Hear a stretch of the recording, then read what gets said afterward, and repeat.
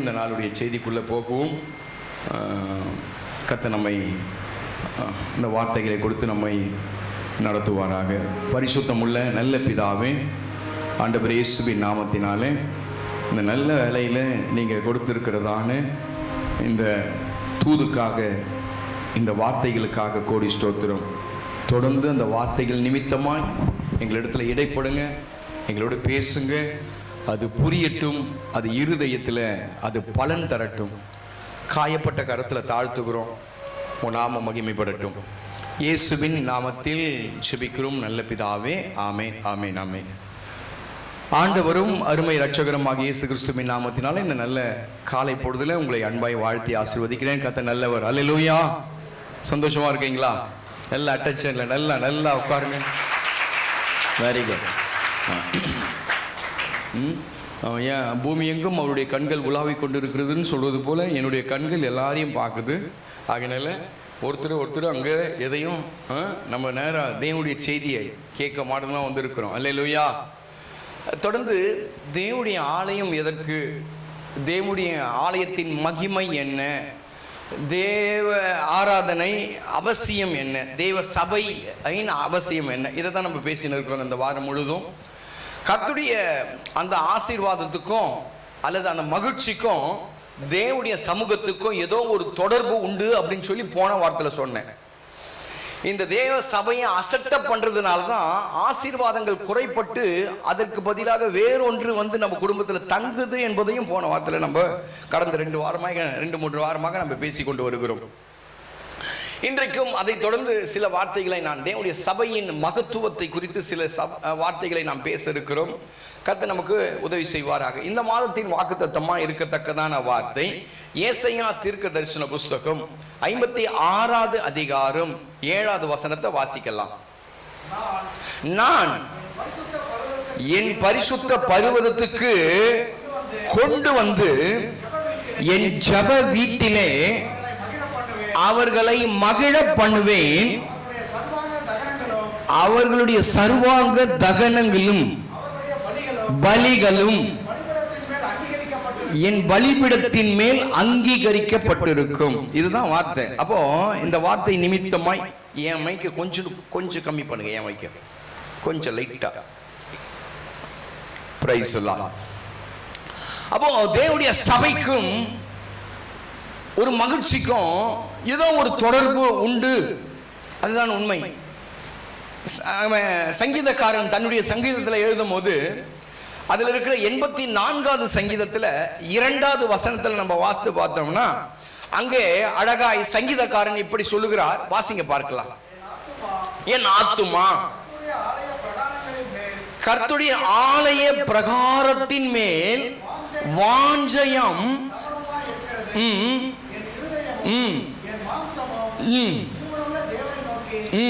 கம்பீரித்து சத்தம் இடுகிறது. அவனுக்கு ஏதோ வந்தாலும் என்ன வந்தாலும் சரி, அந்த தேவனுடைய வீட்டின் மேல இருக்கிற அந்த வாஞ்சை, வீட்டின் மேல இருக்கிற தேவனுடைய வீட்டின் பிரகாரங்களில் இருக்கிறதான அந்த சந்தோஷம், ஆகாமிய கூடாரங்களில் 1000 நாள் இருப்பதை காட்டிலும் தேவனுடைய வீட்டில் இருக்கிற ஒரு நாள் நல்லது அப்படின்னு சொல்லி சங்கீதக்காரன் தன்னுடைய சங்கீதத்தில் சொல்லுகிறான். அநேக குடும்பங்களில இன்றைக்கு பாருங்க, ஒரு மகிழ்ச்சியும் ஒரு சந்தோஷமும் எல்லாம் இருக்கு, இல்லாதது போல இருக்கிற. அதுக்கு காரணம் என்ன தெரியுங்களா? தேவனுடைய ஆலயத்தை அசட்டை பண்றத பாருங்க. எவ்வளவு பேர் அசட்டை பண்ணியிருக்காங்க. இன்னைக்கு நான் தொடர்ந்து பேசுறேன். இந்த வாரம் முழுவதும் பேசியிருக்கிறேன். 3ஆம் தேதி பேசியிருக்கிறேன், 10ஆம் தேதி பேசியிருக்கிறேன், இன்றைக்கு 17ஆம் தேதி இன்றைக்கும் பேசுறேன். இந்த 2 வாரமும் சபையை குறித்து தான் பேசுறேன். சபையில் எங்கேயோ போயிட்டாங்க. இதுக்கு யார் காரணம்? பிசாசு இழுத்துன்னு போனா, வேற ஒண்ணும் இல்லை. அவங்களை இழுத்துன்னு போனதே பிசாசு தான். நீங்க நினைக்கலாம் அங்க போனா ஒரு வருமானம் கிடைக்கும். இல்ல, பிசாசு கூட்டின்னு போயிருக்கான். இருக்கீங்களா? அழகா இப்ப சபைக்கு வராத ஆட்கள் மேல 100% பிசாசு இருக்கிறான்னு சொல்லி உணர்ந்துடலாம். ஏன்னா இன்னைக்கு ஞாயிற்றுக்கிழமை தேவனை ஆராதிக்கக்கூடிய நாள். இது தேவனை அவருக்கு மாத்திரம் நாள், சொந்தமான நாள். இந்த நாள்ல நான் கல்யாணம் கச்சேரி ஊருக்கு அங்க இங்க வேலை வெட்டி அப்படின்னு சொன்னா பிசாசு குடியிருக்காம வேற யார் குடியிருப்பான்? இது கர்த்தருக்கென்று பரிசுத்த ஓய்வு நாள். வேதம் சொல்லுகிறது நல்ல மரமண்டைக்கு உரைக்கும். உரைச்ச நான் போறேன்னா என்ன மாதிரி யூதாஸ் ஜாதி யாரும் இல்லைன்னு சொல்லி அர்த்தம். இருக்கீங்களா? இருக்கீங்களா? அப்போ அந்த சங்கீதக்காரன் அந்த அளவில்லாத அந்த மகிழ்ச்சிக்கு அவன் சொல்றான், நான் கர்த்தருடைய பிரகாரங்களில் இருக்கிறதையே நான் நாடுகிறேன். எவ்வளவு என்டர்டைம் இருக்கலாம் அவனுக்கு. அவன் பெரிய ராஜா, 40 வருஷம் இஸ்ரவேல் தேசத்தை அரசாண்டதான ஒரு பெரிய ராஜா, வீரன், பணக்காரன், தகுதி உள்ளவன், எல்லாம் உள்ளவன் சொல்றான் தேவனுடைய பிரகாரங்களில். சங்கீதம் 25வது சங்கீதம் 6வது வசனத்துல சொல்லும் போது, 6வது வசனத்துல சொல்லும் போது அழகா சொல்லும் போது வாசிங்க பார்க்கலாம். உம்முடைய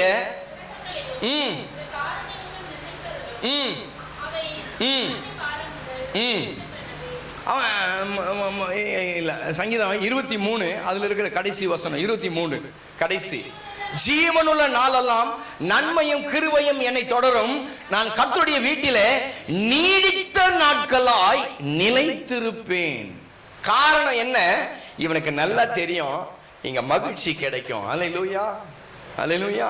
எத்தனையோ பேருடைய வாழ்க்கையில மகிழ்ச்சி இல்லைங்க. எத்தனையோ பேருடைய வாழ்க்கையில மகிழ்ச்சியை பிசாசு குலைச்சு போட்டுட்டான். எத்தனையோ பேருடைய வாழ்க்கையில நிறைய சம்பாதிப்பாங்க, நிறைய காசு பணம் இருக்கும், நல்ல வசதி வாய்ப்புகள்லாம் இருக்கும். இன்னைக்கு வச்சாலும் அதை வச்சு சாப்பிடலாம், வச்சு வாழலாம். மகிழ்ச்சி இல்லை. கொஞ்சம் ஆராய்ந்து பாருங்க, நம்மளுக்குள்ள மகிழ்ச்சி இருக்கான்னு பாருங்க. தேவனுடைய ஆலயத்துக்கு போகும் வாருங்கள் சொல்லும்போது மகிழ்ச்சியா வரணுமே, ஏன் மகிழ்ச்சியா வரல? ஏன் மகிழ்ச்சி? அந்த மகிழ்ச்சி இல்லை. சங்கீதக்காரன் சொல்றான், ஆண்டவரே உம்முடைய பிரகாரத்தை விட்டு என்ன தள்ளாதீங்க, என்ன ஒதுக்கி தள்ளாதீங்க. சங்கீதம் 51 எத்தனை? 7 8 எடுத்து பாருங்க. எத்தனை? 11. சமூகத்தை விட்டு என்னை தள்ளாமலும் பரிசுத்த ஆவியை என்னிடத்தில் இருந்து எடுத்து, அவன் சொல்றான் உம்முடைய சமூகத்துல இருந்து என்ன தள்ளாதீங்கப்பா. தள்ளிட்டீங்கன்னா முடிஞ்சு போச்சு என் கதை. உம்முடைய சமூகத்தை விட்டு ஒரு நாளும் என்ன தள்ளாதீங்க, அப்படியே உம்முடைய சமூகத்திலே இருக்கிற காரணம் இங்கதான்ப்பா எனக்கு மகிழ்ச்சியே கிடைக்குது. சங்கீதம் 122 அதுல 1 சொல்லும் போது, 1வது வசனம் சொல்லும் போது, 122வது சங்கீதம் 1வது வசனத்துல சொல்லும் போது, 1வது வசனத்துல ஆலயத்துக்கு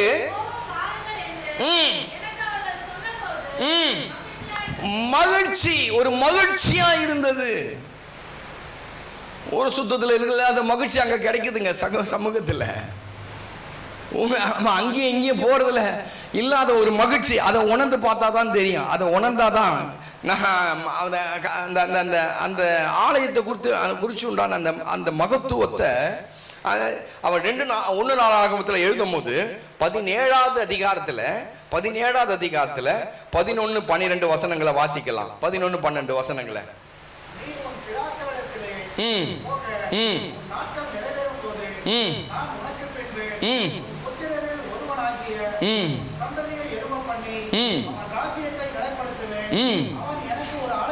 எனக்கு ஒரு ஆலயத்தை கட்டுவான். ஒண்ணு ஆலயம், இவன் ஆலயத்தை கனப்படுத்திட்டான்னா அவர் சொல்றாரா, என்றென்றைக்கும் உன் சந்ததியை நான் பார்த்துக்குவேன். அப்ப ஆலயத்துக்கு உண்டான கனம், ஆலயத்துக்கு உண்டான மகிமை, ஆலயத்துக்கு உண்டான மரியாதை என்றைக்கு நாம தரமோ அன்றைக்கு தான் நம்முடைய சந்ததிகள் ஆசீர்வதிக்கப்படும். எத்தனை பேர் விசுவாசிக்கிறீங்க? அன்றைக்கு தான். அது வரைக்கும் நீ என்னதான், அது உன்னுடைய வேலை, நீ செஞ்சு அதை நீ சாப்பிடலாமே தவிர உனக்கு பரிபூர்ணமான ஆசீர்வாதம் கிடைக்காது. அப்போ பரிபூர்ணமான மகிழ்ச்சி, பரிபூர்ணமான சந்தோஷம், பரிபூர்ணமான ஆசீர்வாதம் கிடைக்கிறதுக்கு என் ஆலயத்தின் மேல நான் வாஞ்சையாய், ஆகையினால நான் சொல்றேன், வாஞ்சிக்கிறேன். ஆண்டவரே, மான்கள் நீரோடையை வாஞ்சித்து கதறுவான் போல் தேவனே உன் மேல நான் வாஞ்சையா இருக்கிறேன். பாருங்க, கொஞ்சம் அப்படியே கொஞ்சம் ஆராய்ச்சி பண்ணி பாருங்க.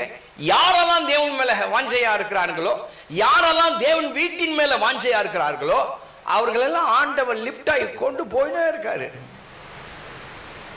இருக்கீங்களா? வல்லரசு சொன்னாங்க, சபாநாயகர் பிரபாகரன். அவங்க உட்கார்ந்ததுலேருந்து அந்த வார்த்தைகளை பேசினே இருக்காங்க. அவங்கள பற்றி இப்போ பேசுறதுக்கெல்லாம் பெருசெல்லாம் ஒன்றும் இல்லை. இப்போ நம்ம பேசக்கூடாது, ஏன்னா லாஸ்ட்டில் அது வேறு மாதிரி போய் முடியறதுக்கும் வாய்ப்பு உண்டு. பிசாசு வேறு மாதிரி தள்ளி விடுவான்.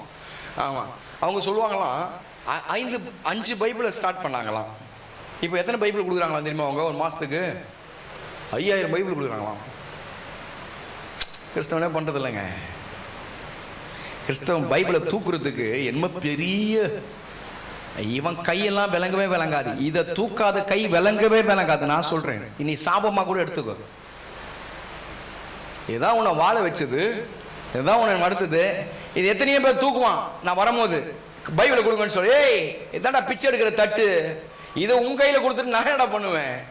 நான் கேட்பேன், இது வரைக்கும் என்ன சுமக்கிறது இந்த வேதம் தான். என் வாழ்க்கைய என்ன மாத்திரம் இல்லை, என் பிள்ளைகளை சுமக்கிறது இதுதான், என் குடும்பத்தை சுமக்கிறது இதுதான். இதை விட்டுட்டோன்னா அவ்வளவுதான், நான் விளங்க மாட்டேன். அல்லேலூயா. அப்போ மகிழ்ச்சி தேவனுடைய சமூகத்துல தான் நிரந்தரமான மகிழ்ச்சி கிடைக்கும் என்பதுல சந்தேகம் இல்லை. நிரந்தரமான மகிழ்ச்சி. ஆகையினால்தான் ஏசாயா 35வது அதிகாரத்துல 1வது வசனத்துல அவன் ஆசீர்வாதமா அவன் மகிழ்ச்சியும் எப்படி இருக்குமா எடுத்து வாசிங்க பார்க்கலாம். வனாந்தரமும் வறண்ட நிலமும் மகிழ்ந்து. எப்படி வனாந்தரம் மகிழும்? வனாந்தரத்தில் இருந்தது யாரு?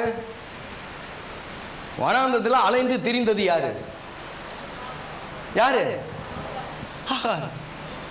வனாந்தரம் எப்படி வயல்வெளி ஆச்சு?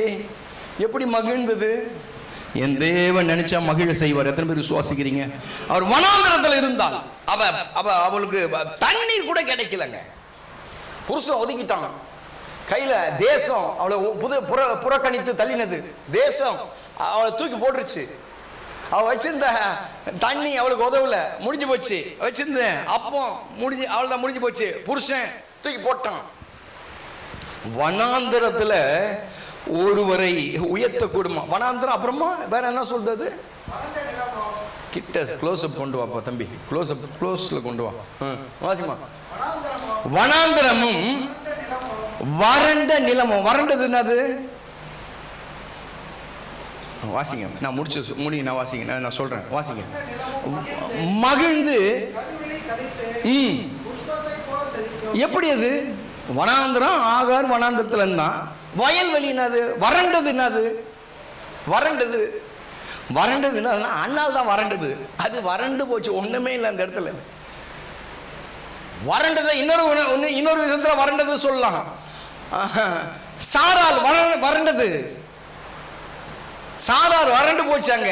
இல்ல, ஸ்ரீகளுக்கு உண்டான நின்று போச்சு. அவங்க வசனம் அப்படியே சொல்லுது.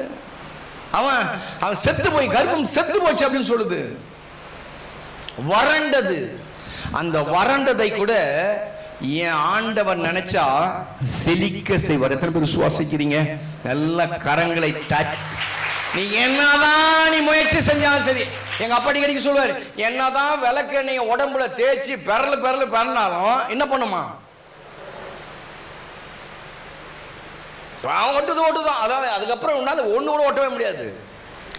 இன்னைக்கு நான் சொல்றேன், அந்த வனாந்தரத்தை கூட, அந்த வறண்டதை கூட என் தேவனால செழிக்க வைக்க முடியும். அதற்கு நான் தான் அடையாளம், வேற யாருமே இல்லை. நான் தான் அதுக்கு சாட்சி.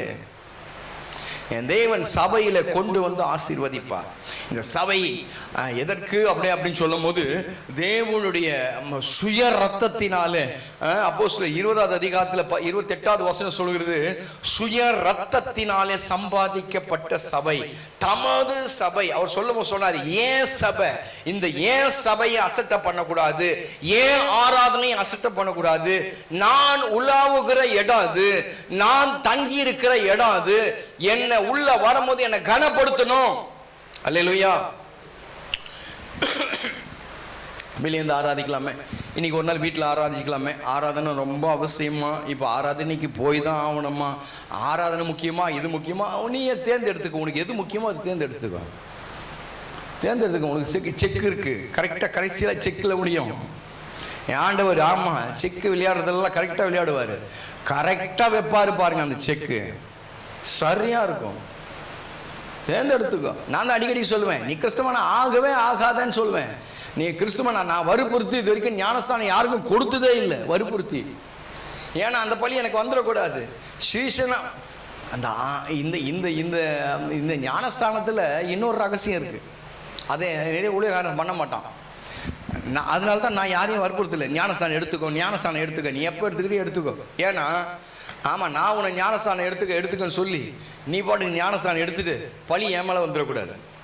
ஞானஸ்தானம் அப்படின்னும் போது முழுசாக ரட்சிக்கப்பட்டவனுக்கு தான் ஞானஸ்தானம், முழுதாக ரட்சிக்கப்படணும். என்னது, எப்பா நான் சபைக்கு வருவேன், சபை கூடி வருதில் நான் விட்டு விட மாட்டேன், நான் ஒவ்வொரு நாள் அப்பம் விடுதல நான் உறுதியாக இருப்பேன், நான் ஊழியம் செய்யறதுக்கு தயாராக இருக்கேன், வேதம் வாசிக்க தயாராக இருக்கேன், ஜெபிக்க தயாராக இருக்கேன், சபையுடைய காரியத்திலெல்லாம் கட்டு திட்டங்கள் நான் கடைபிடிக்க கரெக்டாக இருக்கிறேன் அப்படின்னு சொல்லி மனசுக்குள்ள வந்தாதான் ஞானஸ்தானம்.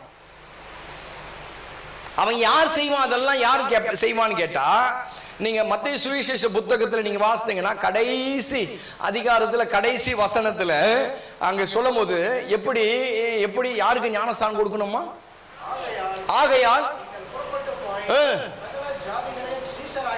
எப்படி சீசன் ஆயிட்டு போயிருக்க ஞானஸ்தானம் கொடுக்குறீங்க. இப்போ சீசன் ஆயிட்டு போயிருக்க ஞானஸ்தானம் கொடுக்குறீங்க. ஞானஸ்தானம் கொடுக்கும் போது சும்மா இல்லை, கல்யாணத்துக்கு ஞானஸ்தானம், செத்தா ஞானஸ்தானம், ஆமாம் சாவும் போது கூட ஞானஸ்தானம் கொடுத்துக்கிறேன் நான். வேற வழியே இல்லை, அவன் சாவணும். இழுத்துன்னு கிடக்குது ஒரு ஆளுக்கு. ஆமாம் அஜித் வந்துக்கிறானா அவங்க மாமாக்கு. உங்க மாமா இப்போ என்னடா சீனிவாசன் கேட்டா அந்த இழுத்துன்னு கிடக்குறான். அந்த ஆளு தண்ணியில முக்கனா கொலைகேசிய மேல, தண்ணியில இறக்கினா கொலைகேசிய மேல. இப்ப என்னன்னு தெரியல, அவங்க அம்மா சொல்லுது எப்படியாவது எதையாவது பண்ணிடு. ஏன் இவன் சீசன் ஆகணுமே. இப்போ நானு இவன் சீசன் ஆனா தானே ஞானஸ்தானம் கொடுத்தா அடுத்த நாள் செத்து போட்டான். கத்த நல்லவர் அல்லேலூயா. எல்லாத்துக்குமே இப்ப ஞானஸ்தானம் ரொம்ப சீசன் ஆகிட்ட பிறகுதான் ஒரு நாள் சபையை அசட்ட பண்ணக்கூடாது. அப்படி ஞானஸ்தானம் பெற்று அசட்ட பண்ணும் போது கத்த நியாய தீர்ப்புல கொண்டு வந்து நிக்கப்பாரு. உன்னை கேட்டா ஞானஸ்தானம் கேட்டா எடுத்துக்க சொல்லனா கேட்பாரு, வந்து நிப்பாரு. சும்மாலாம் இல்ல. சீசன் ஆகிட்ட பிறகு ஞானஸ்தானம் பெற்ற பிறகு பர்ஃபெக்ட், தலையிலிருந்து கால் வரைக்கும் பர்ஃபெக்டா இல்ல, செத்த. நம்ம என்ன விளையாட்டா நினைச்சிருக்கிறோம். ஒவ்வொன்றையும் ஆண்டவர் தராச பிடிப்பார், ஒவ்வொன்றையும் நிக்க வைப்பார். என்னுடைய ஆலயம் என்பது மகத்துவம் ரொம்ப முக்கியம். ஆலயம், ஆமா ஆலயம் அகையினால சொல்றேன், ஆலயம் இல்லாத வீட்டு, ஆலயம் இல்லாத ஊர்ல என்னது கோயில் இல்லாத ஊர்ல நீங்க என்ன பண்ணக்கூடாது, குடி இருக்காத. ஆலயம் தொழுவது நன்று, கோயில் இல்லாத ஊர்ல குடி இருக்காதுன்றான். அப்போ இன்றைக்கு ஆலயத்தின் மேல ஆண்டவர் பிரியமா இருக்கிறார். ஆகையினால தான் ஆண்டவருக்கு கோவம் வந்த இடம் என்னன்னு கேட்டீங்கன்னா, வெளிப்படுத்தல் யோவான் புஸ்தகம் 2வது அதிகாரத்துல என்னுடைய பிதாவின் வீட்டை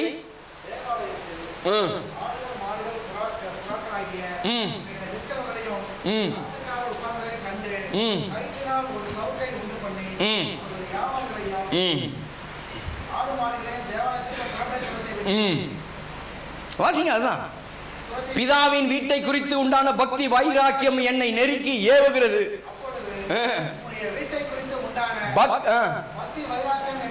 பட்சித்தது.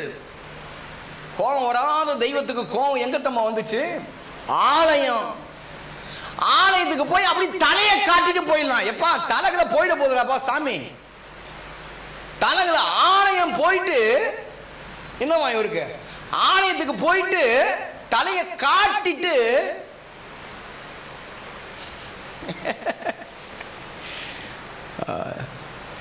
ஜாக்கிரதை, ரொம்ப முக்கியம். இந்த ஆலயத்துக்கு வந்து அடுத்த வேலையை பார்க்காத. ஆலயத்துக்கு வந்தோம்னா ஆலயத்தின் வேலையை மாத்திரம் பார்த்துக்க, அடுத்த வேலையை இங்க பார்க்க கூடாது. இந்த ஆலயத்தில் வந்து உட்காந்து ஆமா பிள்ளைங்களை நோன்றது, இங்கிருந்து சிரிக்குது, ஈண்டு காட்டுது, மூஞ்ச ஈண்டு ஆக்கிடுவார். ஆலயத்துக்கு வந்தா தெய்வத்தை ஆராதிக்கிறதுக்கு, பிள்ளை ஆராத கொஞ்சத்துக்கு வந்தீங்க. பிள்ளைய பிடிச்சி நோண்டுறது, பிள்ளைய பிடிச்சி சிரிக்கிறது, பிள்ளைய பிடிச்சி சிரிக்க காட்டுறது. அட மூதேவி, நீ கர்த்தரை ஆராதிக்க வந்துக்கிறடா பைத்தியக்காரா, கர்த்தரை ஆராதிக்க வந்திருக்க. அதை விட்டுட்டு வேற ஏதோ குழந்தைய பிடிச்சின்னு எப்படின்னா நீ உன்னை லூசாக்கமே ஆக்கிட்டாருன்னு என்ன பண்ணுவேன்? பிள்ளைய பார்த்து இஹின்ற அதே மாதிரி ரோட்ல போகும்போது நீனா என்ன பண்ணுவ? பைத்தியக்காரா. கர்த்தரை ஆராதிக்கிறது கர்த்தரை மாதம் தான் ஆராதிக்கணும். கர்த்தரை ஆராதிக்கும் போது ஆமா வேற இன்ட்ரெஸ்ட். அவன் அந்த முஸ்லீம் ஆராதிக்கிறான், எனக்கு அந்த அந்த வைராக்கியம் இல்லவே இல்லை. எனக்கு அந்த வைராக்கியம் இல்லை. முழங்கால் போடுறான், தேவனை நோக்கிறான். அந்த வெள்ளிக்கிழமை அந்த அந்த அந்த அந்த அந்த ஒர்ஷிப் நடக்கும்போது அந்த வெள்ளிக்கிழமை அந்த அந்த அது என்னப்பா சொல்லுவாங்க, அது மசூதியில் அந்த நமாஸ் படுக்கும் போது நம்ம ஆளுங்க எல்லாம் மொக்கார் போட்டுறாங்க, அவங்க எல்லாம் எடுத்து போட்டுக்கிறாங்க. ஒரு பயம், ஒரு பக்தி, அது தேவனுடைய அந்த ஆலயத்துக்குள்ளவே போகாதது, அது ஒரு பக்தி. இவன் ஆலயத்துக்கு போகாமே இருக்க மாட்டான், ஒரு பக்தி. ஜீவனுள்ள தேவனுங்க இவரு, ஜீவனுள்ள தேவன். ஏசாயா 6வது அதிகாரத்தில் சொல்லுது, கேருமீன்கள் சேராமீன்கள் தூதர்கள் தேவனை ஆராதிக்கிறதான், ஓயாமல் ஆராதிக்குதான். இது வீட்டில் கூட ஆராதனை இருக்காது. சிந்தை சுபாவம் எண்ணங்கள் எல்லாம் வேற எங்கேயோ சிறகடிச்சு படக்கும்.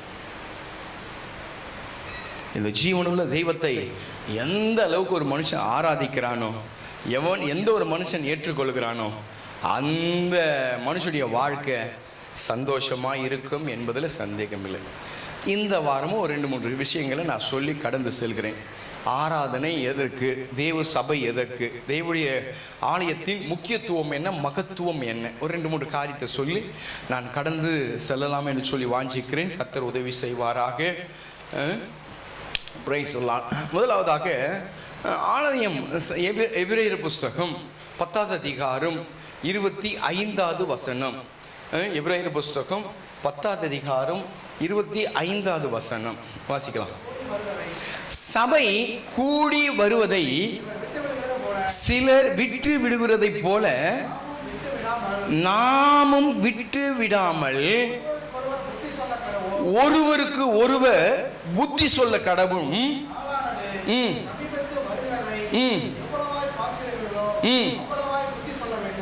எதற்கு சபை கூடி வரணும்?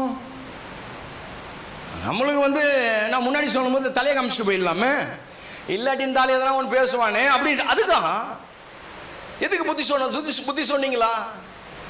கேட்டீங்களா? வீட்டில் இருக்கிறவங்களை கேட்டீங்களா? ஏன் சர்ச்சைக்கு வரலன்னு கேட்டீங்களா? கேட்டீங்களா? உன் பிள்ளையோ, உன் புருஷனோ, உன் மனைவியோ, உன் சகோதரரோ சகோதரியோ, அல்லது நீ நல்ல க்ளோஸாக பழகின ஆளுகளையோ என்றைக்கு பார்த்து நீங்கள் ஏன்டா அறிவு நகர வயிற்றுக்கு சோத்தை தான்டா தின்ற, எதுக்குடா சர்ச்சுக்கு வரல? உயிரை கொடுத்து வச்சுக்கிறாரு அதுக்கு சர்ச்சுக்கு வரலையா? இல்லை காசு பணத்தை கொடுத்து வச்சுக்கிறாரு அதுக்கு சர்ச்சுக்கு வரலையா? இல்லை புள்ள பொண்டாட்டியை கொடுத்து வச்சுக்கிறாரு அதுக்கு சர்ச்சுக்கு வரலையா? அல்லது நன்மை செஞ்சார் அதுக்கு சர்ச்சுக்கு வரலையா? ஏன்டா இப்படி அழிஞ்சு போறேன்னு என்னைக்காவது கேட்டீங்களா? புத்தி சொன்னீங்களா? ஆண்டவர் சொல்ற புத்தி சொல்றோம். ஏன் அப்ப ஏன் சபைக்கு வரணும் அப்படின்னு கேட்டா, இங்க அழகாய் அவன் தன்னுடைய புஸ்தகத்துல எழுதும் போது 1 சாமுவேல் புஸ்தகத்துல 2வது அதிகாரம் அதுல இருக்கிற 30வது வசனத்துல எதுக்கு சபைக்கு வரணுமா? வாசிங்க பார்க்கலாம். ஆகையால் சொல்லுகிறதாவது, கர்த்தர் சொல்லுகிறதாவது, உன் வீட்டாரும் உன் பிதாவின் வீட்டாரும் என்றைக்கும் என் சன்னதியில் நடந்து கொள்வார்கள் என்று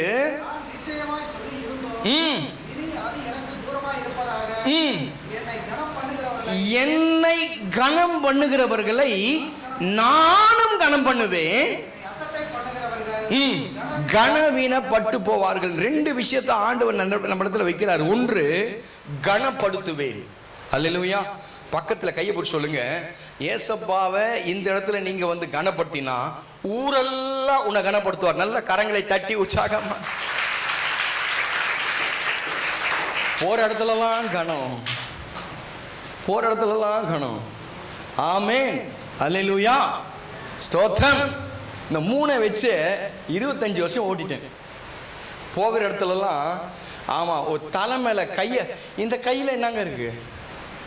ஒன்றுமே இல்லை. இந்த கையில் ஸ்டெடியாக கை கூட நிற்காது, எனக்கு ஆடும் கை.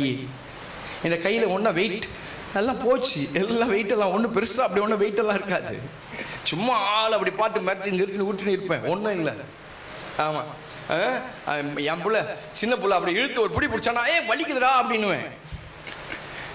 ஆனால் இந்த கையை யார் தலைமையிலனா பட்டுச்சுன்னா அவனும் ஆசீர்வதிக்கப்பட்டுறான், நானும் ஆசீர்வதிக்கப்பட்டுறேன்.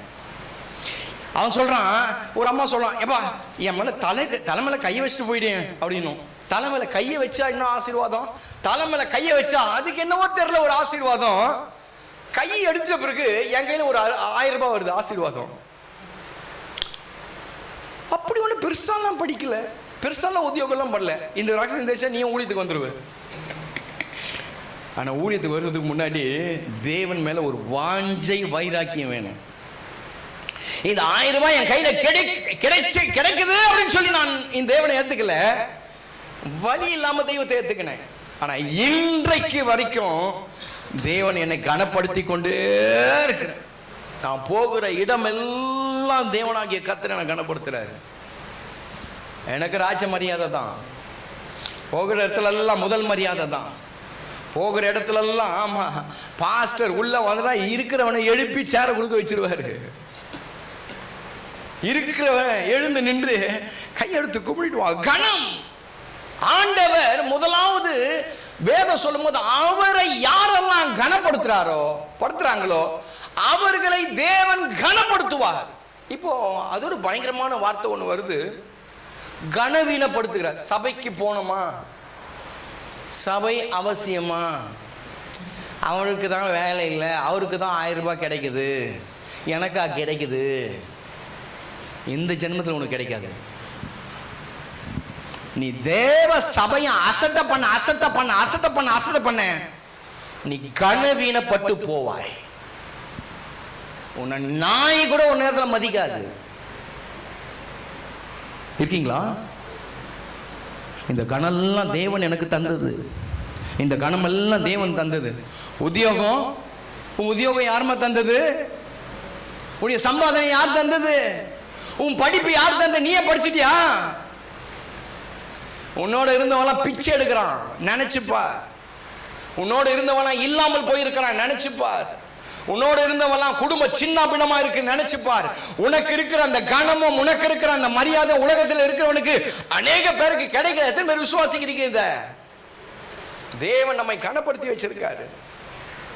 ஆயுசு முழுக்க ஒரு பாதத்தில் உட்காரணும், ஆயுசு முழுக்க ஒரு காலத்தில் கிடக்கணும்.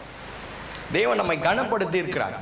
ஆகையால்தான் 1 நாளாகமம் 16வது அதிகாரத்தில் 27வது வசனம் சொல்லும்போது மகிமையும் கனமும் அவருடைய சமூகத்தில் இருக்கிறது, வல்லமையும் மகிழ்ச்சியும். இப்ப தெரியுதா மகிழ்ச்சி எங்க இருக்கு?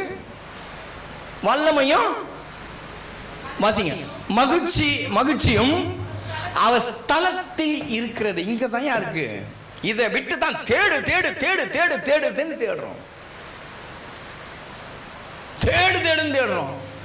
ஒரு சின்னதா பிடிச்சின்னு அதே அதை படிப்புனா அது படிப்பு தான். உனக்கு படிப்பு தான், அதிக படிப்பு தான். படிப்புலனே பைத்தியமாக போற. படிக்காம இருந்தாலும் பைத்தியம் ஆயிடுவேன், வேலை செஞ்சாலும் பைத்தியம் ஆயிடுவேன். வேலைன்னு வேலை இருந்தாலும் வேலையிலேயே பைத்தியம் ஆயிடுவேன், வேலை இல்லைனாலும் பைத்தியம் ஆயிடுவேன். அப்போ என்ன விஷயம்? அந்தந்த நேரங்களுக்கு அந்தந்த காரியங்கள். ஒரு மாடு இருந்துச்சான் ஒரு வீட்டில். நல்லா கேளுங்க, நீங்கள்லாம் கேளுங்க, கொஞ்சம் நல்லா காது கொடுத்து கேளுங்க, பின்னாடி இருக்கிறவங்களாம் கேளுங்க. அல்லேலூயா, அட்டென்ஷன். நல்லா கேளுங்க. ஒரு மாடு இருந்துச்சான். அந்த மாட்டை வீட்டில் இருக்கிற அம்மா பார்த்துக்கினாங்க, கூட இருந்த ஒரு பையன் பார்த்துக்கினான், பையனுடைய மனைவி பார்த்துக்கினான், பையனுக்கு பிறந்த பிள்ளைங்க பார்த்தாங்க, அதை இன்னொருத்தன் பார்த்தான், அங்கே போகிறது வருது அதையும் சேர்ந்து பார்க்குது. ஒரு மாட்டை 10 பேர் சேர்ந்து பார்த்துக்கிறாங்க. அது கொஞ்சோண்டு பால் கொடுத்துச்சு. அந்த பால் என்ன பண்ண, நீ கொஞ்சம் குடி, நான் கொஞ்சம் குடிக்கிறேன், நீ கொஞ்சம் குடி, நான் கொஞ்சம். ஒரே மாடு. அந்த ஒரு மாட்டையே இவங்க சுற்றி சுற்றி சுற்றி 10 பேரும் பார்த்துக்கினாங்க. கதை புரியுதா? திடீர்னு ஒரு முனிவர் வந்தார், பாஸ்டர் சிம்சோன் நேராக வந்தார், சன்னியாசி.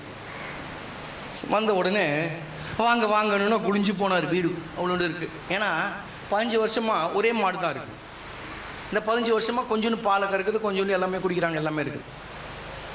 இந்த முனிவர் பார்த்தாரு. பார்த்த உடனே என்ன பண்ணிட்டாரு, சீசங்கிட்ட சொல்லி நாளைக்கு என்ன பண்ணு, இந்த மாட்டை தூக்கிடு அப்படின்ட்டாரு.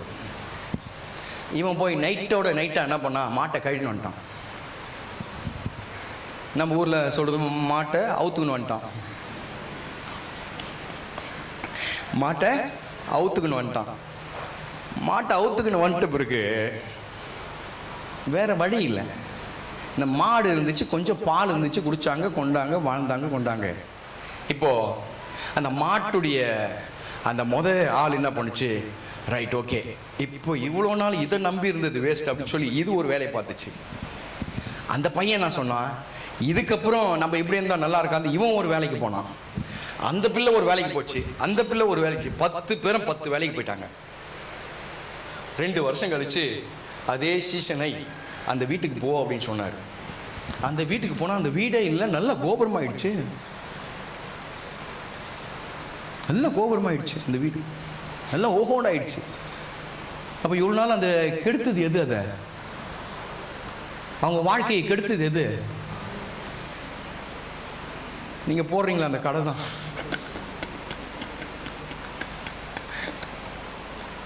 அல்லேலூயா.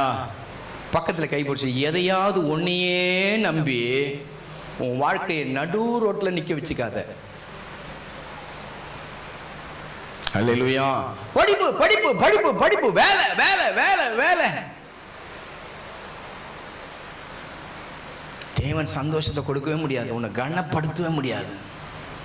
உன்னை கனப்படுத்தணும் அப்படின்னு சொன்னா அவரை நீ கனப்படுத்தணும். முடிவில் அவன் அந்த அந்த தாவீதுடைய முடிவு எப்படி இருந்துச்சு எடுத்து வாசிங்க பார்க்கலாம். 1 நாளாகமம் 29வது அதிகாரத்தில் 28வது வசனத்திலிருந்து வாசிங்க. 28வது வசனத்திலிருந்து சீக்கிரம் வாசிங்க. இந்த பாயிண்ட் நான் முடிக்கிறேன், வாசிங்க.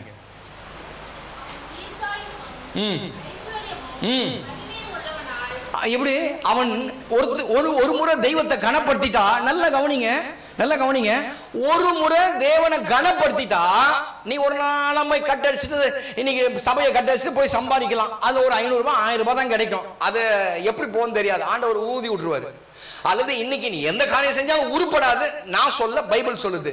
ஆனால் தேவனை மகிமைப்படுத்தினா, தேவனை கனப்படுத்தினா, வார்த்தை சொல்லுது அவன் தீர்க்காயுசு. எப்படி 30 வயசுல இடுப்பு பிடிச்சிக்கிச்சு, 35 வயசுல கை பிடிச்சிக்கிச்சு, 40 வயசுல உட்கார்ந்த எழுந்துமுகள்லாம் எல்லாம் இல்லை. அவன் கழுகுகளை போல செட்டைகளை அடித்து மேலே எழும்புவான். ஓடினாலும் இளைப்படைய மாட்டான், நடந்தாலும் சோர்வடைய மாட்டான். கர்த்தர் தீர்க்காயுசை அவனுக்கு தருவார்.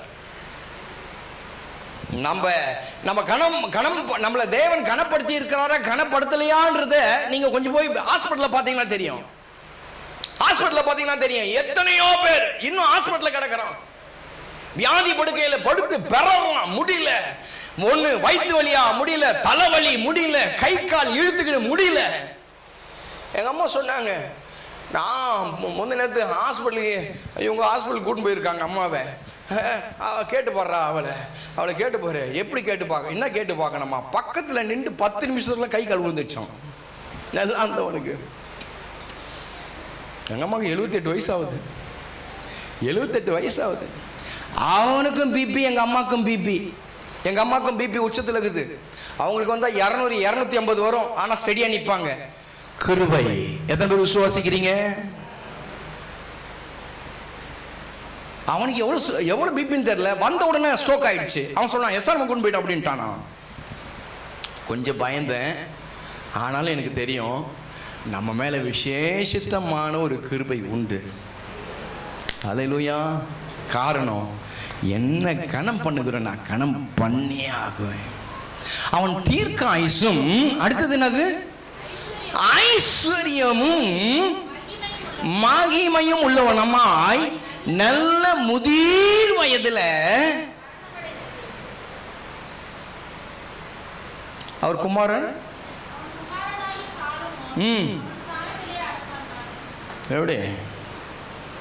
எப்படிங்க சும்மா இழுத்துன்னு பிடிச்சுன்னுலாம் இல்லைங்க, அற்பத்தில் போகிறதுலாம் இல்லைங்க. ஆண்டவர் நல்ல முதிர் வயதில் தேவையான மகிமையெல்லாம் கொடுத்து தான் பிள்ளைகளை கொண்டு வந்து அந்த ஸ்தானத்தில் வச்சு, என் பிள்ளை அடிக்கடி சொல்லுவான், டேய் வயசாயிடுச்சா, இன்னும் இப்படி இருக்கிற, இன்னும் இப்படி இருக்கிற, என்ன நேற்று நைட்டு கூட சொன்னேன், டேய் வசனத்தை எடு, வசனத்தை பேசு, வசனத்தை சொல்லு, இன்னும் இப்படி இருக்கிற, இன்னும் இருக்கிற, நாளைக்கு பொட்டி வந்துச்சுன்னா அப்பா உங்களுக்கு இப்போ வராதுப்பா எனக்கு தெரியும். அவன் சொல்ற வார்த்தை. உங்களுக்கு அதெல்லாம் சும்மா பேசாதீங்க, அதெல்லாம் உங்களுக்கு எங்களுக்கு தெரியும், அதெல்லாம் உங்களுக்கு வராது, அதெல்லாம் நீங்க அப்படிலாம் ஆக மாட்டீங்க. ஏன்? நான் தெய்வத்தை மகிமைப்படுத்துறேன், தெய்வத்தை கனப்படுத்துறேன். நான் கனப்படுத்துறது உனக்கு நல்லா தெரியும்.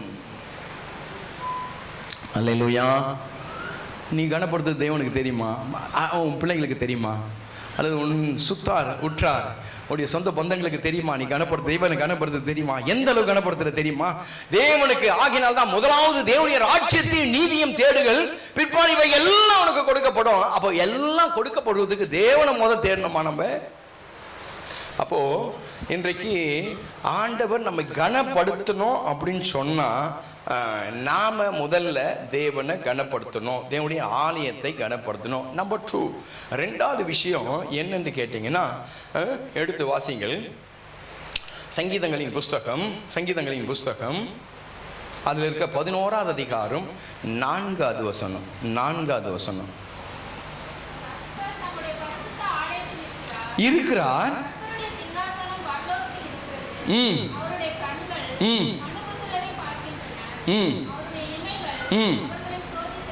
ஒன்னு. ரெண்டாவது, தேவன் என்னை பார்க்கிறார். எந்த சூழ்நிலை சபைக்கு வரேன்றத கடவுளுக்கு தெரியும். ஆமென். இருக்கீங்களா? சிலருடைய சூழ்நிலை என்னன்னு கேட்டீங்கன்னா, சர்ச்சுக்கு போறேன்னா யார் திட்டுவாரு? பாஸ்டர் திட்டுவார். நான் ஏன் திட்டுறேன்? நான் திட்ட மாட்டேன். நீ சர்ச்சுக்கு வந்தா என்ன, வரலன்னா எனக்கு என்ன? நீ கொடுக்குற 10 ரூபாய் நான் வாழ்ந்துட போறேன் அப்படிலாம் இல்லை. நாளைக்கு நீ கூப்பிடும் போது நான் வரமாட்டேன், அவ்வளோதான், வேற ஒன்றும் இல்லை. நானும் முன்னாடி சொன்ன வசனம் தான். நீ என்னை கனப்படுத்தினா நான் உன்னை கனப்படுத்துவேன். என்ன கேத்துனா, நீ என்னை அசட்டை பண்ணினா நானும் உன்னை அசட்டை பண்ணுவேன். அல்லேலூயா. தேவன் என்னை பார்க்கிறார். நான் பார்க்கிறார். என்ன பார்க்கிறாரு? முகத்தை இல்லை. அங்கே அவன் சொல்லும் போது சாமுவேலுக்கு ஆண்டவர் சொன்னாரு 16வது அதிகாரத்தில் 1 சாமுவேல் 16வது அதிகாரத்தில் 1வது வசனம் வாசிங்க.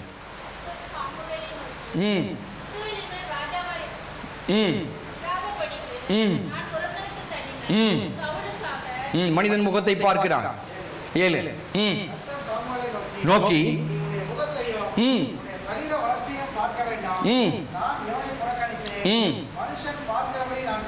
மனுஷன் பார்க்கிற விதமாய் நான் பார்க்கல.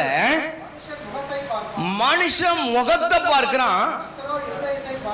அவர் எங்க பார்க்கிறாரு? இருதயத்தை. நம்ம உள்ள வந்த சூழ்நிலை அவருக்கு தெரியும். உள்ள இன்றைக்கு காலையில் எழுந்தோம் பாருங்க, அது அவருக்கு தெரியும். காலையில் எழுந்தோம் பாருங்க, எழுந்து ஆலயத்துக்கு போகணும்னு சொல்லி நான் ரெடியான பாரு, அது அவருக்கு தெரியும். ஆலயத்தின் மேல எவ்வளவு வாஞ்சையா இருக்கிறேன் எனக்கு அவருக்கு தெரியும். சும்மா இவன் கத்துவானே, இல்லை இவன் எதனா பேசிடுவான், இல்லாட்டி பழி வாங்கிடுவான், இல்லாட்டி வந்து அப்படி போய் தலையை காட்டிட்டு வந்துடலாம். எனக்கு நீ பயப்படாத. மனுஷனுக்கு பயப்படுற பயம் கண்ணியே வர வரைக்கும். எனக்கு பயப்படாத, தேவனுக்கு. ஏன்னா அவர் பார்க்கிறாரு. எங்கடா காணோம்? அடப்பாவி போயிட்டியா? ஆண்டவர் கேட்பாரு. தேவன் பார்த்து கொண்டே இருப்பார். ஒவ்வொரு ரட்சிக்கப்பட்டு சபையில ரட்சிக்கப்பட்டு ஒவ்வொரு ஞானஸ்தானம் பெற்ற தேவனுடைய பிள்ளைகளையும் சபையின் அங்கத்தினர்களையும் சபையின் மெம்பரையும் அழகா விசுவாசிகளையும் கர்த்தர் பார்த்து கொண்டே இருப்பார். ஒரு நாள் அந்த இடத்துல நீ இல்ல, உன்னுடைய ஆசீர்வாதத்தை தூக்கி அப்படியே வேறு ஒரு இடத்துல. ஆகினால்தான் யாத்ராகம் புஸ்தகம் 25வது அதிகாரம் 8வது வசனத்துல சொல்லும் போது, யாத்ராகம் புஸ்தகம் 25வது அதிகாரம் 8வது வசனத்துல சொல்லும் போது, அவர்கள் நடுவிலே வாசம் பண்ண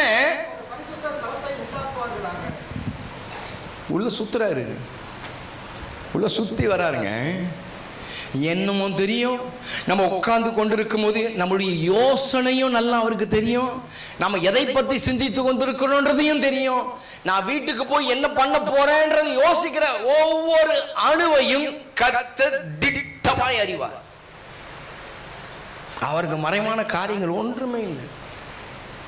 இந்த இடத்துல சில பேர் ஜெபத்தோடு உள்ள வருவோம். அந்த ஜெபம் ஜெபிக்கிறதுக்கு முன்னாடியே கர்த்தருக்கு தெரியும்.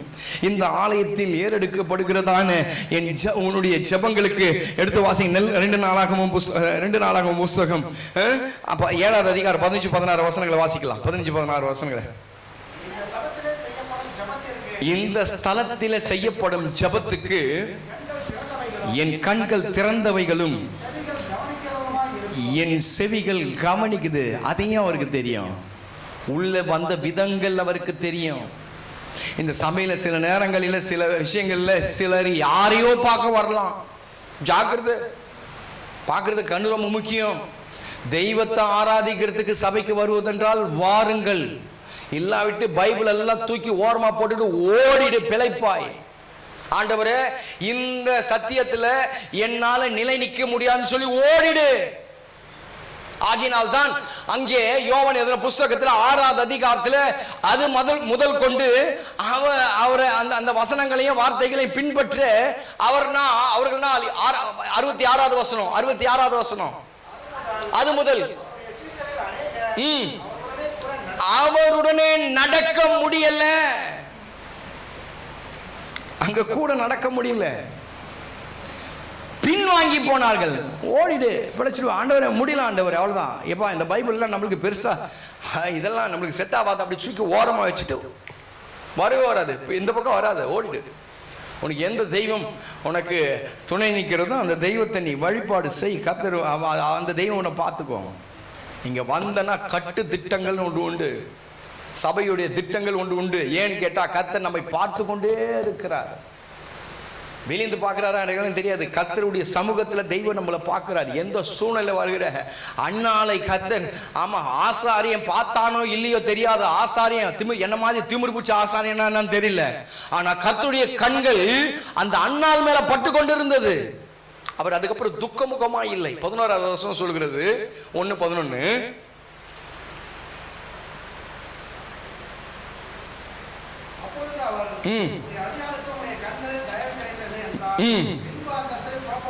புறப்பட்டு போய் போஜனம் செய்தால் அப்புறம் அவள் துக்கமுகமாகவே இல்லை. நல்ல கரங்களை தட்டி உற்சாகமாய் தேவ ஆலயத்துக்கு போயிட்டு வந்த பிறகு, ஏன்னா இங்கதான் சொன்ன மகிழ்ச்சி கிடக்குது.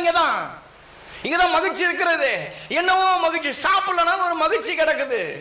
என்னவோ, ஆமா, தெய்வத்தை உண்மையாய் ஏற்றுக்கொண்டு தெய்வத்தை உண்மையாய் வழிபாடு செய்து உண்மையாய் அவரை விசுவாசிச்சு உண்மையா ஒரு இடத்துல நடக்கும்போது ஏதோ ஒரு மகிழ்ச்சி உள்ள வருதுங்க. ஏதோ ஒரு மகிழ்ச்சி அது நம்மை அப்படியே தூண்டுது. அவர் நம்மை கவனிக்கிறார், அவர் நம்மை பார்க்கிறார். அல்லேலூயா. ஒன்று மகிழ்ச்சியை தருகிறார், 2வது நம்மை அவர் பார்க்கிறார். கடைசியாக ஒரு விஷயத்தை சொல்லி நான் முடிக்கிறேன். கர்த்தர் நமக்கு உதவி செய்ய. சங்கீதங்களின் புஸ்தகம் 16வது சங்கீதம் 11வது வசனம் 16-11.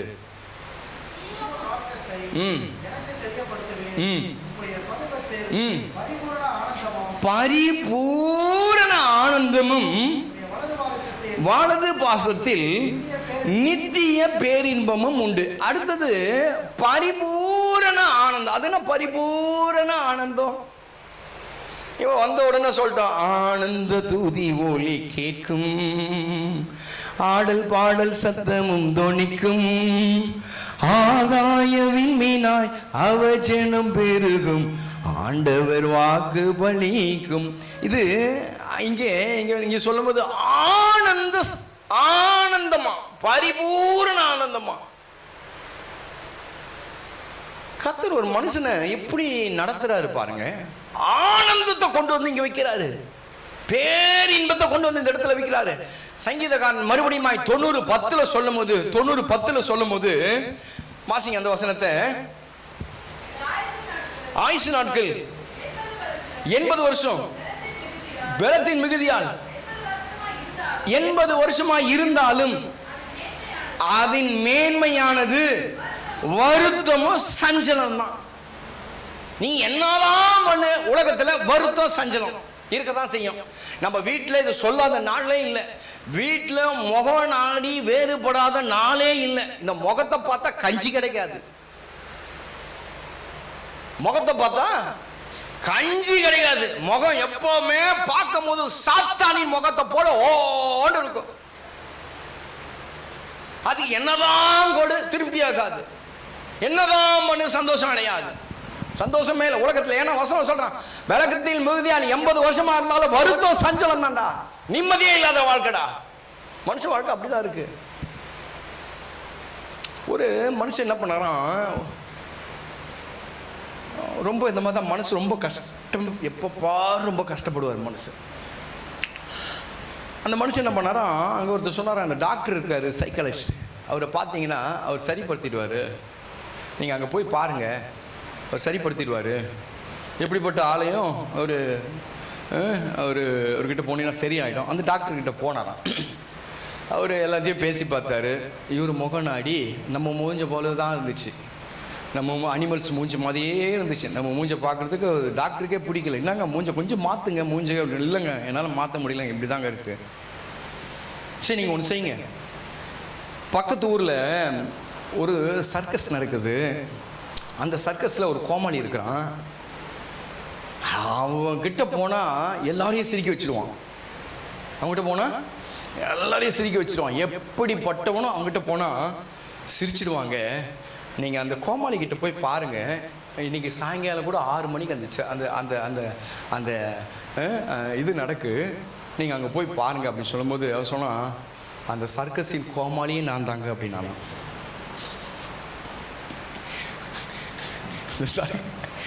சர்க்கஸின் கோமாளியே நான் தான். பாருங்க, நம்மளெல்லாம் சிரிக்க வைக்கிறவங்களும் சிரிக்க மாட்டாங்க. ஏன்னா உலகத்தின் காரியங்கள் அவன் நெருக்கம். ஒவ்வொரு நாளை குறித்து உண்டான கவலைகள், ஒவ்வொரு நாள் 15 ஆயிடுச்சா, 15 ஆயிட்ட பிறகு கரண்ட் பில் வருமே, 200 கரண்ட் ஃப்ரீன்னு சொன்னாரு, இப்போ இல்லை. அரசியல் என்பது பெரிய விஷயங்கள். நம்ம நினைக்கிறோம் அரசியல் என்பது இன்னும் சாதாரணமான விஷயம்னு சொல்கிறேன். இது ஊழியத்தை காட்டிலும் பெரிய விஷயம். இந்த அரசியல் என்பது இது நிறைய டீச்சிங் தேவை. இந்த அரசியலுக்கு நிறைய டீச்சிங் வேறு. வருகிற நாட்களில் நாடு நாசமாக போகிறதுக்கும் வாய்ப்புண்டு. இதே வாய் தான் தீர்க்கதரிசனம் சொல்லிச்சு. என்ன சொல்லிச்சு?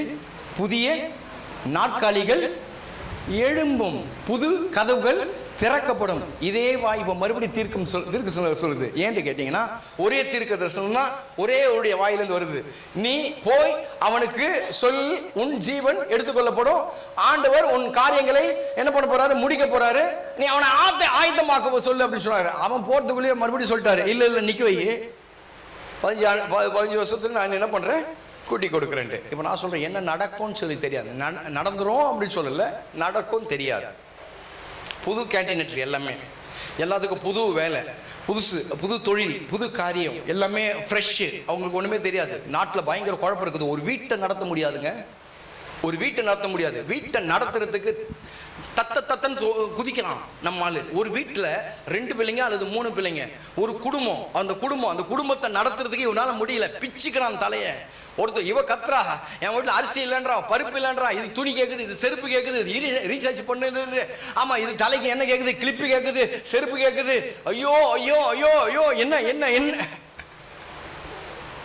நாடு 8 கோடி மக்கள் இருக்கிறான் நாட்டில், கோடிக்கணக்கான மக்கள் இருக்கிறான். கோடிக்கணக்கான மக்களுக்கு சரியான கரண்ட் போகணும், சரியா சாப்பாடு போகணும், சரியா விலைவாசி இருக்கணும், சரியா மருத்துவம் இருக்கணும், சரியா வண்டி, ஆயிரக்கணக்கான வாகனங்கள் போகுது, அது சரியா ஒழுங்கா பொழப்பு பார்த்துருக்கலாம், ஒழுங்கா பொழப்பு பார்த்துருக்கான். ரைட், இப்போ நான் சொல்கிறேன் என்ன, ஒவ்வொரு மனிதனுடைய வாழ்க்கையிலும் ஒவ்வொரு மனிதனுக்கு அவ்வளவு பெரிய பிரச்சனை. இந்த பிரச்சனையில ஆண்டவர் இப்ப கூப்பிடுறாரு, நீ ஆலயத்துக்கு வந்தா உன்னை நான் என்ன பண்ணுவேன், என்ன பண்ணுவேன், வசந்த விட்டீங்களா அதுக்கு, உன்னை பரிபூரண, எடுத்து வாசிங்க, அப்பதான் தெரியும், எடுத்து வாசிங்க.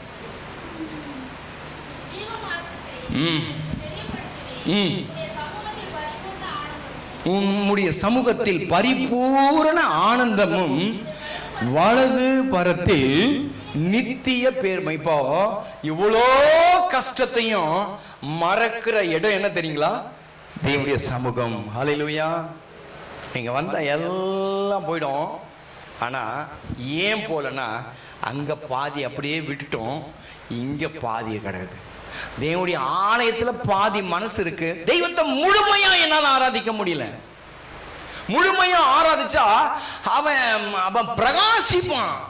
மோசே 40 நாள் மலையின் மேலே ஏறிட்டு கீழே இறங்கி வருகிறார். மோசே முகத்தை பார்க்க முடியல. முகத்துல 40 நாள் பட்னி, தண்ணி இல்ல, சோறு இல்ல, எந்த மனுஷனையும் பார்க்கல, யாரையும் பார்க்கல. முழங்கால் படிட்டு ஜபம் ஜபம் ஜபம் ஜபம் ஜபம் ஜபம், ஃபுல் ஜபம்.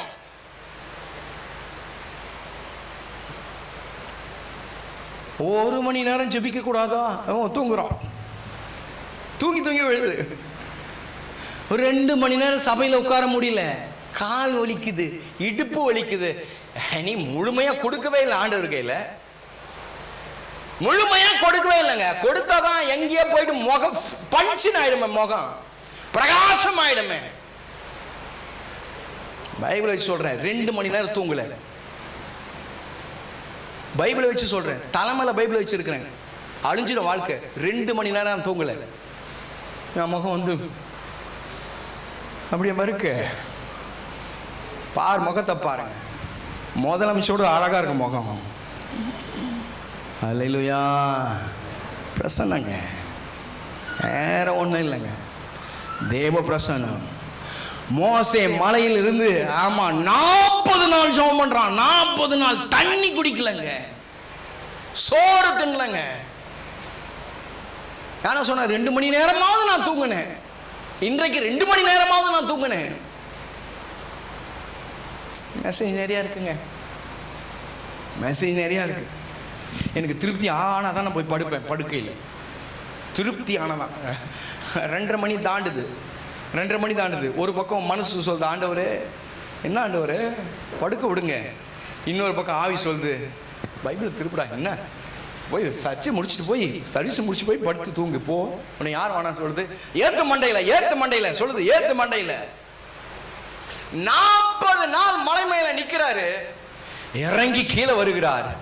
மோசே முகத்தை ஒருத்த நாளும் பார்க்க முடியலங்க. முகத்துல அவ்வளவு ஒரு பிரசன்ஸ். அல்லேலூயா. வரும்போதும் இப்படிதான் வந்துச்சு, போகும்போதும் இப்படிதான் போவோம். யார்கிட்ட தான் மூஞ்ச காமிச்சு ஈட்டு பல காமிப்பேன். வாழ்க்கை கட்டிட்டான் பிசாசு. அந்த வசனத்தை வாசிங்க, யாத்திராகம புஸ்தகம். மோசே மலையிலிருந்து கீழே இறங்கி வருது. 34. சாட்சி பலகைகள் 2ஐயும் தன் கையில் எடுத்துக்கொண்டு சீனாய் மலையிலிருந்து இறங்குகிற போது தன்னோடே அவர் பேசினதினாலே தன் முகம் பிரகாசித்திருப்பதை அவன் அறியாதிருந்தான். முகம் பிரகாசித்திருப்பதை அவன் அறியாதிருந்தான். ஆரோனும் இஸ்ரவேல் எல்லோரும் மோசேயை பார்த்தபோது அவர் முகம் பிரகாசித்திருப்பதை கண்டு சமீபத்தில் சேர பயந்தார்கள். அந்த முகத்துல தேவ பிரசன்னம், அதான் பரிபூர்ண ஆனந்தம். இதுதான் உலக கவலைகள் யாருக்குங்க இல்ல? யாருக்கு கவலை இல்லைன்றீங்க நீங்க? ஊழியக்காரன் தான் கவலை இருக்காதா? 1000 கவலைங்க உங்களுக்கெல்லாம். 1000 கவலை. என்ன மாதிரி 8 பிள்ளைங்களை வச்சு காப்பாற்ற முடியாது உன்னால. ஊரில் இருக்கிற பிள்ளைங்களாம் தூக்கி என் தலைமையில போட்டுக்கிறேன், அது ஒரு கவலை எனக்கு. சபை கட்டணும், அது கவலை. வயசாயிடுச்சு, அது கவலை. பிள்ளைங்க இன்னும் உருவாகல, அது கவலை. இன்னும் தரிசனம் நிறைவேறல, அது கவலை. இன்னும் போட்டா கட்டுற மாதிரி எழுதிக்கினே போலாம். நான் தரிசனம் இல்லாத ஆள்லாம் இல்லை, எனக்கென்று ஒரு தரிசனம் உண்டு. இதை நான் ரீச் பண்ணிட்டு தான் என் பொட்டி உள்ள வரணும்னு சொல்லி நினைக்கிறான். நான் சும்மா ஏதோ ஆமா முடிஞ்சிச்சு வாழ்க்கை வருத்தம் போயிடலாம் அப்படின்னு சொல்லி நினைக்கிற ஆள்லாம் இல்லை. அப்படிலாம் அப்படி ஒரு நாளும் நினைச்சது இல்லை. நான் ஏகப்பட்ட தரிசனங்கள். கவலை யாருக்கு இல்லை? ஆனா கவலை மாறுகிற இடம் தான் இந்த தேவனுடைய ஆலயம். அல்லேலூயா. அவன் மேல நின்று பார்க்கும் போது சாப்பாட்டு கவலை இல்லை, தூங்குற கவலை இல்லை, உடுத்துற கவலை இல்லை, எந்த கவலையும் இல்லை. ஆண்டவர் பரிபூர்ணமாய் மாத்தினார். அல்லேலூயா. அப்ப அவர் சமூகத்தை நாம கிட்ட நெருங்கி வரணும். அவர் சமூகத்தை விட்டு விலகினா என்ன நடக்கும்? அவர் சமூகத்தில் மகிழ்ச்சி உண்டு, அவர் சமூகத்தில் ஆனந்தம் உண்டு, அவர் சமூகத்தில் நமக்கு அவர் சபை கூடி வரும்போது தேவன் அவருடைய பார்வை நம்ம மேல படுது. இன்னொரு வசனமும் இருக்கு, நான் சொல்றேன். இந்த காரியத்தை சொல்லிடுறேன், ஏன்னா டைம் இல்லாத போது நான் சொல்றேன். ஒருவேளை அவர் சமூகத்தை விட்டு விலகினா என்ன நடக்கும்? அதையும் சொல்லல. சமூகத்தை விட்டு விலகிடுறமே, இந்த சபையை பற்றி உண்டான மகத்துவம் அவங்களுக்கு தெரியலையே, இந்த சபையுடைய அந்த அந்த ஆமா என் தெய்வத்துடைய அந்த மகிமையை அவனுக்கு தெரியலையே. அப்போ என்ன பண்ணணும்? சபையை விட்டு விலகினா என்ன நடக்கும்? விலகின ஒரு 3 பேரை நான் காட்டுறேன், விலகிட்ட ஒரு 3 பேர் காட்டுறேன்.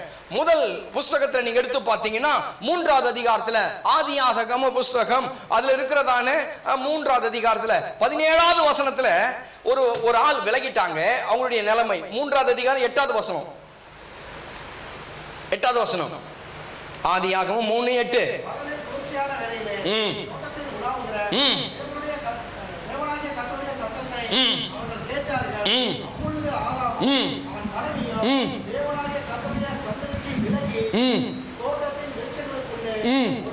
இங்கே உழைக்காம நல்லா திருப்தியா சாப்பிட்டான். தோட்டத்தில் இருக்கும் போது திருப்தி உள்ள ஒரு வாழ்க்கை, சந்தோஷமா சாப்பிட்டான், சந்தோஷமா இருந்தான். உள்ள சண்டை இல்லை, மிருக ஜீவன்கள் உலாவுகிறது, இப்படி யானை போது, இப்படி பூனை போது, இப்படி சிங்க போது, இப்படி புலி போது, ஒண்ணுமே இல்லை. சந்தோஷமாய் அவன் விரும்பினதை அழகா தேவன் சாயங்காலத்துல நல்லா வராரு. இந்த பக்கம் ஏவாளை பிடிக்கிறாரு, இந்த பக்கம் ஆதாம பிடிக்கிறாரு. என்ன ஆதாம் என்ன சாப்பிட்டியா கேட்கிறாரு. சாப்பிட்டா ஆண்டவரே, நல்லா இருந்துச்சு. டே அதை சாப்பிட்டு பாத்தியாடா? அதான் ட்ரைன், அது என்ன போட்டு டிராகன் ஃப்ரூட், அது டிராகன் ஃப்ரூட், அது சாப்பிட்டியா? அது சாப்பிட்றது கொஞ்சம் ஒரு மாதிரி தான் இருக்கும், ஆனால் உடம்பு நல்லதான். சாப்பிட்றான் ஆண்டவர் சில விசேஷமான காரியங்களை அழகா நடத்தின்னு போனாரு. ஆனால் விலகினான். விலகின உடனே 17வது வசனம் சொல்லுகிறது. 17வது வசனம்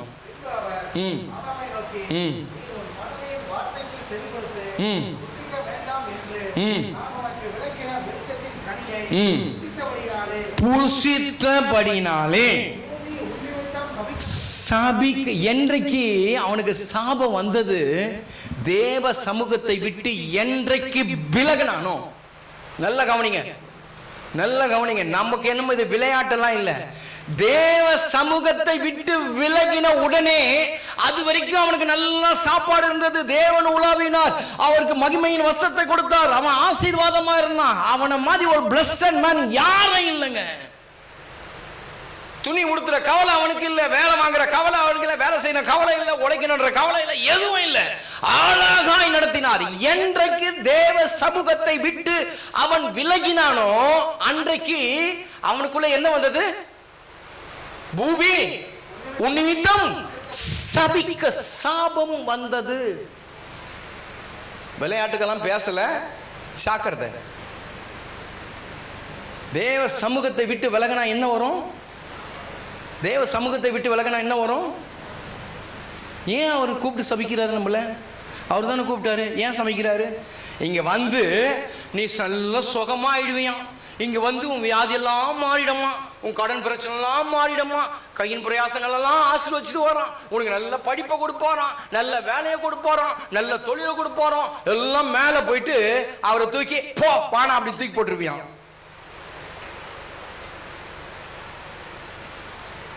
உன் நிமித்தம் சபிக்கப்பட்டிருக்கும். ஜீவனுள்ள நாளெல்லாம் அப்படி யோசனை இருக்கா? சபிக்கப்பட்டிருக்கும். நீ உயிரோடு இருக்கிற நாளெல்லாம் வருத்தத்தோடு எடுத்து கையில் வைக்கும் போதே வருத்தம். ஐயோ நாளைக்கு, ஐயோ நாளைக்கு என் வாழ்க்கை இப்படி ஆயிடுச்சு. நிம்மதி இல்லாத வாழ்க்கை. உன்னை ஆசீர்வதிக்கிறாரா அப்படின்னா சும்மா ஆசீர்வதிக்க மாட்டார் என் தெய்வம். உன்னை உயர்த்துறார், அப்படி மேலே தூக்கி மாடி மேலே மாடி கட்டி மேலே வைக்கிறார் அப்படின்னா கீழே விழுந்தா தப்பிப்ப, மேலேருந்து விழுந்தா தப்பிக்க மாட்டேன். வருத்தத்தோடு அதை புசிப்பாய். இருக்கீங்களா? தேவ சமூகத்தை விட்டு விலகுனா ஒன்று சபிக்கப்பட்டிருப்ப, ரெண்டாவது சாப்பிடுவ, வருத்தத்தோடு சாப்பிடுவேன், திருப்தியாக சாப்பிட மாட்டேன். பிரியாணி சாப்பிட்டாலும் வருத்தத்தோடு தான் சாப்பிடுவேன். அடுத்த செகண்ட் உனக்கு ஒரு வருத்தம் வரும், உடம்புல மனசில் ஒரு வருத்தம் வரும். எதை குறிச்சோ ஒரு வருத்தப்படுவேன். அந்த வருத்தத்தை உள்ள வச்சுனே இருப்பார் ஆண்டவர். ரெண்டாவது ஆளை காட்டட்டுமா? 4வது அதிகாரம் 14வது வசனம். 4 அதே ஆதியாகமும் 4. இவனும் விலகின மனுஷன் தான். 4:14.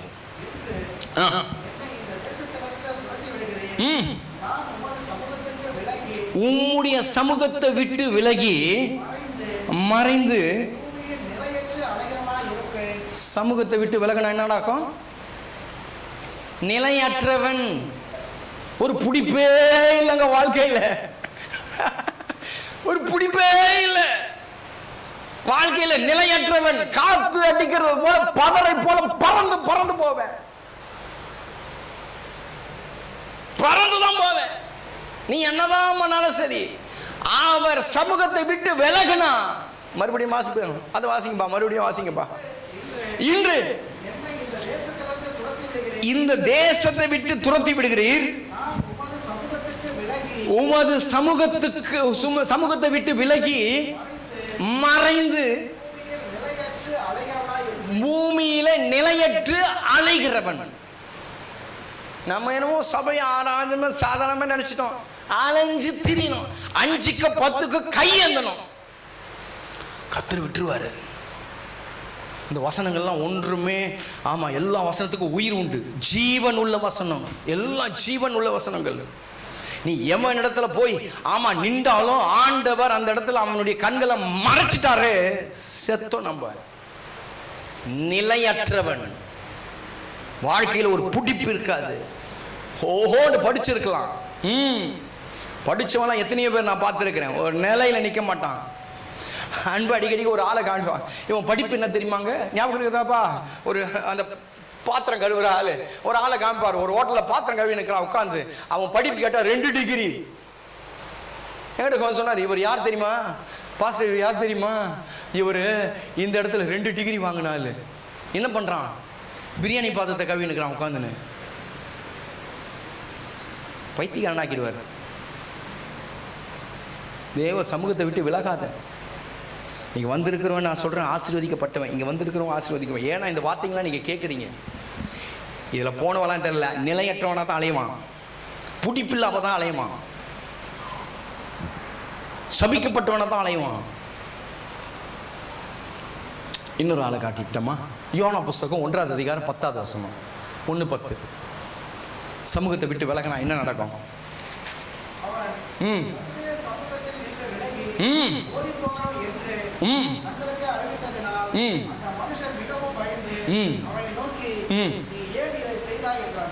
அதுக்கப்புறம் அந்த வசனத்தெல்லாம் பார்த்தீங்கன்னா அவன் சொல்றான், என்னை அவன் நிமித்தம் கடல் கொந்தளித்தது. அப்படி இருக்குமா? அப்படி இருக்கா? இது யார் நிமித்தம்? அவன் நிமித்தம் கடல் கொந்தளிக்கிறது. அதிகமாய் கொந்தளித்துக் கொண்டிருந்தபடியால் நோக்கி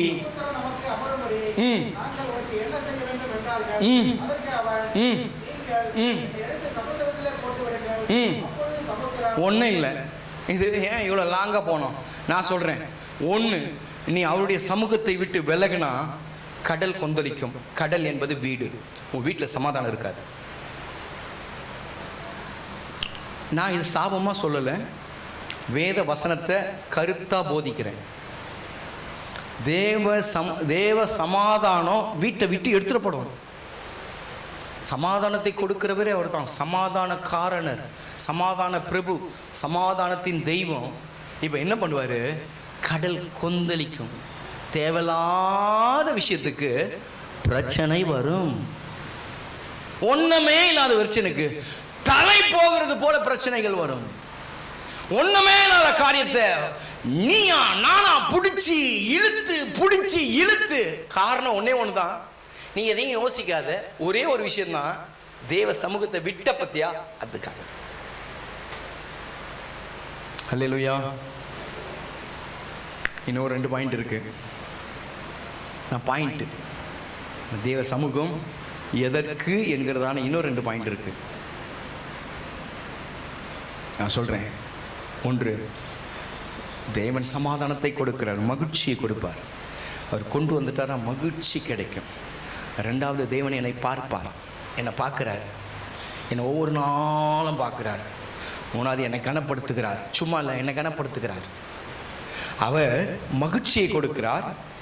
அவர் நம்மை பார்க்கிறார், நம்மை கவனிக்கிறார். நம்முடைய இருதயம் என்ன, ஜெபம் என்ன, நம்முடைய வேண்டுதல் என்ன, நம்முடைய தேவை என்ன, நம்முடைய காரியத்தை எல்லாம் பூர்த்தி ஆக்கிறதுக்காக என்ன பார்க்கிறார். அவர் என்னை பார்க்கிறாரு.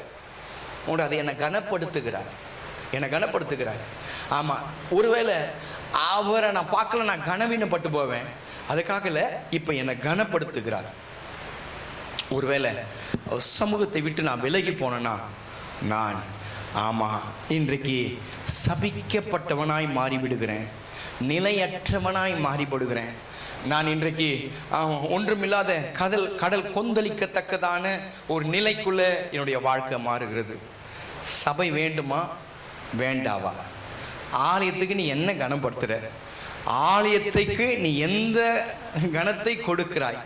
ஆலயத்துக்குள்ள வரும்போது நீ எப்படி உள்ள வர என்பதை நீங்களே உங்களை ஆராய்ந்து பார்த்து முடிவெடுத்துக் கொள்ளுங்கள். கர்த்தர் உங்களை ஆசீர்வதிக்கட்டும். முழங்கால் படியலாம். ஆலயத்துக்குள்ள வந்தா ஒண்ணு, எனக்கு மகிழ்ச்சி. உலகம் கொடுக்கக்கூடாத ஒரு மகிழ்ச்சி, உன் வேலை கொடுக்கக்கூடாத மகிழ்ச்சி, பொருளாதாரம் கொடுக்கக்கூடாத ஒரு மகிழ்ச்சி. அது எங்கதான் வருது? அது தேவ சன்னதியிலிருந்து இறங்கி வருகிறது. தேவனை பார்த்த ஒரு சந்தோஷம், தேவனை பார்த்த ஒரு மகிழ்ச்சி. அவர் என்னை கவனிக்கிறார், என்னை பார்க்கிறார். உள்ள வந்துட்டு அவரை பார்க்கிறோம். நம்முடைய கண்களுக்கு அவர் ஒருவேளை அறியாமல் இருக்கலாம். வேதம் சொல்லுகிறது, நீங்கள் அறியாத இருக்கிற ஒருவர் உங்கள் மத்தியிலே வாசம் செய்கிறார். நீங்கள் அறியாத இருக்கிற ஒருவர் உங்கள் மத்தியிலே இருக்கிறார். அவர் உன்னை பார்க்கிறார். தம்பி பார்க்கிறார், தங்கச்சி என்னுடைய பிள்ளைகளை பார்க்கிறார், உன்னை கவனிக்கிறார். ஒருவேளை நீ ஜெபம் பண்ணலனாலும் அவருக்கு தெரியும், இந்த விஷயம் என் மகளுக்கு இருக்கு, என் மகனுக்கு இந்த விஷயம் இருக்கு, இந்த தேவை இருக்கு, இந்த காரியம் பூர்த்தி ஆகணும்னு சொல்லி உன்னை கவனிக்கிறார். உன் ஒவ்வொரு அசைவையும் கவனிக்கிறார்.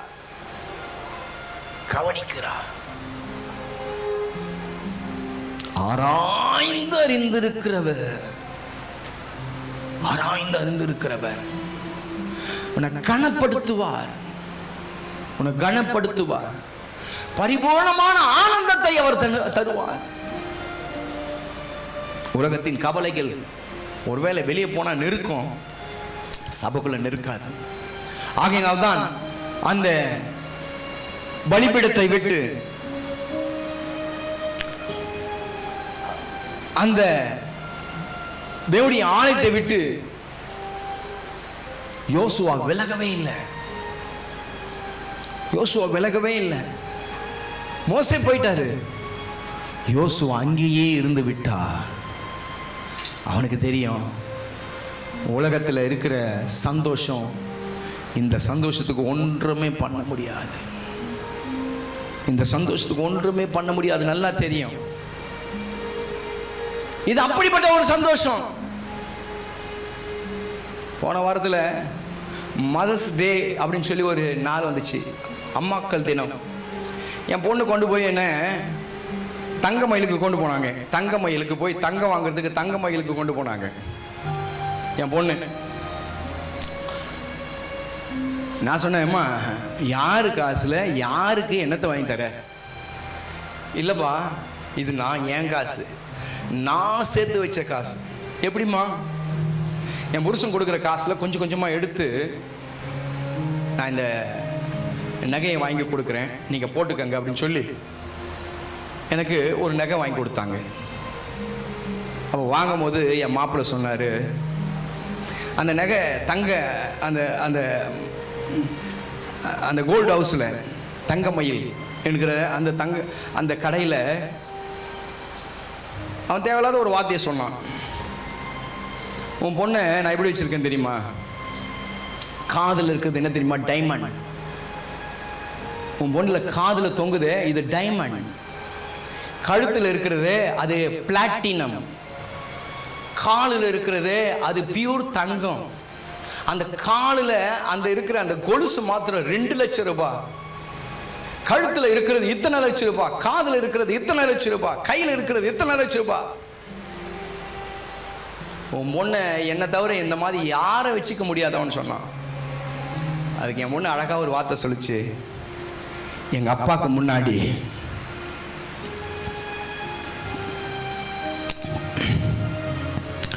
இந்த பிளாட்டினம், இந்த டைமண்ட் குப்பை. எங்க அப்பாவே விட்டுட்டு உங்ககிட்ட வந்துட்டேன். நான் எங்க அப்பாவே விட்டுட்டு நான் வந்தேன். என் தங்கத்தினால டைமண்ட்னால என்னை பூட்டினாலும் எங்க அப்பா கிட்ட இருக்கிறது தான் எனக்கு சந்தோஷம். அருமையான தேவனுடைய பிள்ளைகளை, உலகத்துல எவ்வளவு இருந்தாலும் சரி, அவர் சமூகத்தில் இருக்கிற ஒரு சந்தோஷம், அவர் சமூகத்தில் அவரையே எனக்காக கொடுத்துட்டார். அவரையே எனக்காக கொடுத்துட்டார். மற்றதெல்லாம் உலகத்தில் இருக்கிறதெல்லாம் குப்பை, எல்லாம் குப்பை. சொல்கிறான், ஆகாமிய கூடாரங்களில் 1000 நாள் நான் வாழ்வதை காட்டிலும் தேவனுடைய வீட்டில் இருக்கிறத அந்த ஒரு நாள் இன்னைக்கு குப்பைக்காக தான் வெளியே ஓடுறோம், குப்பைக்காக தான் வெளியே அலைகிறோம், அலைந்து திரிகிறோம். குப்பை. காலையில் ஒரு வசனம் படிச்சேன், அது தூக்கி எறியப்படும், குப்பையில விழப்படும். நீங்க அப்பாட்ட கேட்கலாமா, ஆண்டவரே உம்மை விட்டு விலகாத ஒரு சந்தோஷத்தை எங்களுக்கு தாங்கப்பா, உம்மை விட்டு விலகாத. ஏன்னா இன்றைக்கு நான் அதுதான் நினைக்கிறோம், அவரை பத்தி மகத்துவம் சரியா தெரியாததுனால தான் அங்கேயும் இங்கேயும் அலைஞ்சு திரிக்கிறோம். கொஞ்ச நேரம் அப்படியே கேட்கலாமா? ஹல்லேலூயா. ரபா சந்தல ரபா. உம்மை விட்டு விலகாத அந்த சந்தோஷத்தை எனக்கு தாங்கப்பா. உன்னை விட்டு விலகுனா எங்களுக்குள்ள ஹல்லேலூயா கர்த்தாவே சாபம் வரும், எங்களுக்குள்ள நிலையற்றவனா இருப்போம், எங்க கப்பல் கொந்தளிக்கும், எங்க படகு ஆமா கொந்தளிக்கும், எங்கள் கடல் கொந்தளிக்கும். உம்மை விட்டு விலகாத ஒரு சந்தோஷம். ஹல்லேலூயா ஹல்லேலூயா ஹல்லேலூயா. நீ நல்லவர். தேங்க் யூ ஜீ.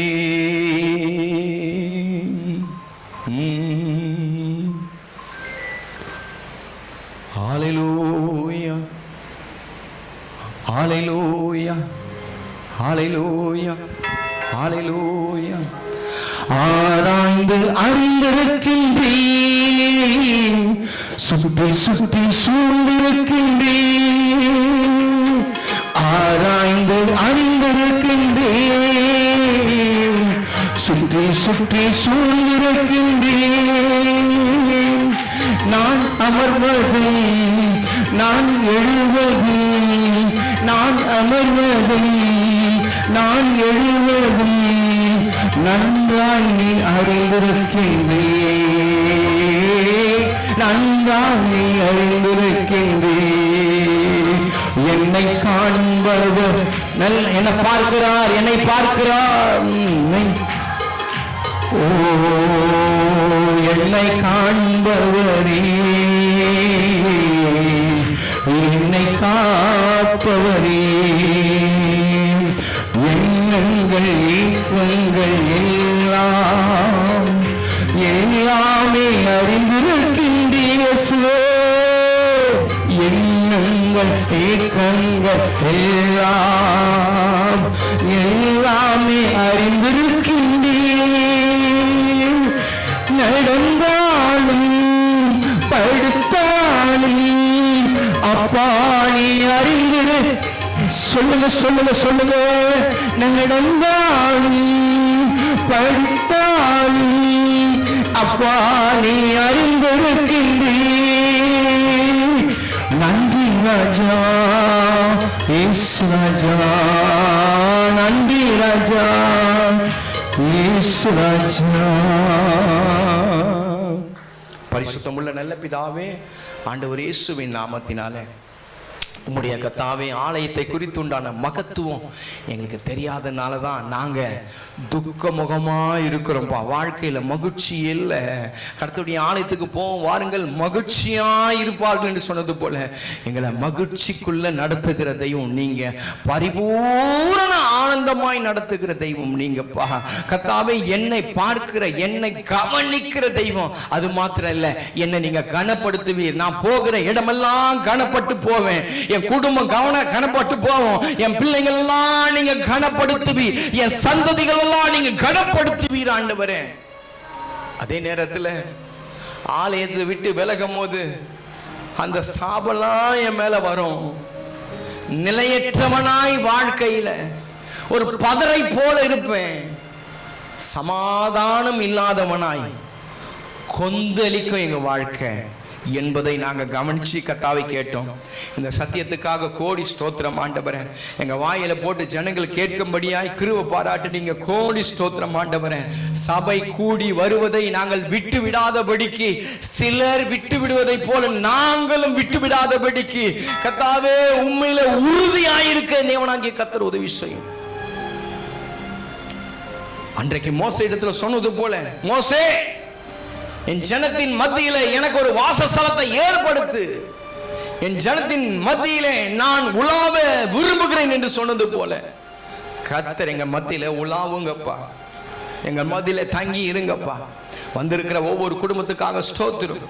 சபையை விட்டுறாதபடிக்கு, ஆராதனையை விட்டுறாதபடிக்கு, ஆராதனையில் அசதியாய் இராதபடிக்கு, அசதியாய் இருந்து தூங்கின அந்த கர்த்தாவே ஐத்தூகிய என்கிறதான அந்த மனுஷன் 3வது மாடியிலிருந்து கீழே விழுந்து செத்தானே, அப்படி அசதியாய் இருந்து சாகாதபடிக்கு கர்த்தர் எங்களுக்கு உதவி செய்யும். சபையில கர்த்தாவே அசதியாய் நாங்கள் தெய்வத்தை ஆராதிக்காதபடிக்கு உற்சாகத்தோடு ஆராதிக்க கர்த்தர் உதவி செய்யும். வந்திருக்கிற ஒவ்வொருவரையும் நல்ல சுகபல ஜீவனோடு ஆசீர்வதிப்பீராக. தேவைகளை சந்திப்பீராக. குறைகள் மாறட்டும். கர்த்தர் பிள்ளைகளோடு இருக்கிறீர் என்பதை வெளிப்படுத்தும். வீடுகளில நிலக்கால்களில இயேசுவின் ரத்தம் பூசப்படட்டும். பூரண சமாதானத்தின் தேவன் பிள்ளைகளை வழிநடத்துவீராக. நடத்தும் போது கர்த்தாவே மேக ஸ்தம்பம், அக்னி ஸ்தம்பம் பிள்ளைகளுக்கு முன் செல்லட்டும். கர்த்தாவே அன்றைக்கு நடத்தும் போது வனாந்தரத்துல ஒன்றுமே குறைப்பட்டு போல, அதே போல குறைவில்லாத வாழ்க்கையை பிள்ளைகளுக்கு தாரும். ஆசீர்வதியும். பலத்த காரியங்களை செய்யும். மீதமாய் இருக்கக்கூடிய நாட்களை கர்த்தர் பொறுப்படுத்தி நடத்தும். எங்கள் கர்த்தாவே மாநாட்கள் கர்த்தருடைய வீட்டிலே நீடித்த நாட்களாய் நிலைத்திருக்க கர்த்தர் உதவி செய்யும். எண்ணெய் நாளை அபிஷேகம் பண்ணி பாத்திரம் நிரம்பி வழிய கர்த்தர் உதவி செய்வீராக. பிள்ளைகளை ஆசீர்வதியும்.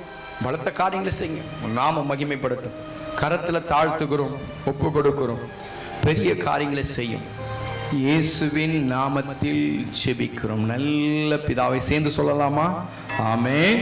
என் ஆத்துமாவே, என் முழுவதுமே, என் ஆத்துமாவே கர்த்தர் செய்த சகல உபகாரங்களையும் மறவாது. கர்த்தராகிய இயேசு கிறிஸ்துவின் கிருபையும் பிதாவாகிய தேவனுடைய அன்பும் பரிசுத்த ஆவியின் அன்யோன்ய ஐக்கியமும் ஆறுதலும் தேர்தலும் வழிநடத்தலும் சமாதானமும் ஆசீர்வாதமும் இன்றைக்கும் என்றைக்கும் சதா காலங்களும் நம்மோடு கூட இருந்து நம்மை நடத்துவாராக. அல்லேலூயா, அல்லேலூயா, அல்லேலூயா. கர்த்தர் உங்களை ஆசீர்வதிக்கட்டும். சமாதானத்துக்கு கடந்து செல்லுங்கள். மாலை 5:30 மணிக்கு சிறுவர் கூட்டம் இருக்கிறது, கலந்து கொள்ளுங்கள். கர்த்தர் உங்களை ஆசீர்வதிப்பார். செவ்வாய்க்கிழமை வியாழக்கிழமை இந்த இடத்துல துதியும் ஜெபமும் இருக்கிறது, கலந்து கொள்ளுங்கள். கர்த்தர் உங்களை ஆசீர்வதிக்கட்டும். God bless you. Praise the Lord.